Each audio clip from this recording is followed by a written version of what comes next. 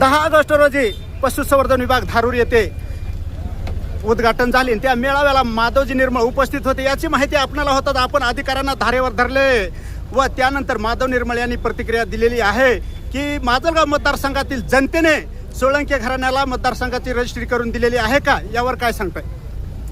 Registry नसती म्हणा, मतदान होत असतं दर 5 वर्षांनी. तुम्हाला एवढंही माहीत नसेल तर ते तुमचं दुर्दैव आहे.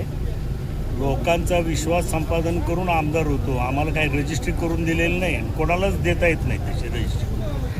आमदार साहेब, शेवटचा प्रश्न आहे. माजी खासदार प्रीतमताई मुंडे यांनी बीड जिल्ह्यातील इतरत्र तिरंगा रॅलीला उपस्थित राहणे आवश्यक होते, परंतु त्यांनी माजलगाव मतदारसंघामध्येच माजलगाव शहरामध्ये तिरंगा रॅलीला उपस्थित राहिल्याबद्दल त्यांचा उद्देश काय? चांगला उद्देश आहे त्यांचा, देशभक्तीचा उद्देश आहे. त्यांनी उपस्थित राहिल्या म्हणून माझी काही हरकत नाही. त्यांनी असंच वारंवार यावं माजलगावमध्ये.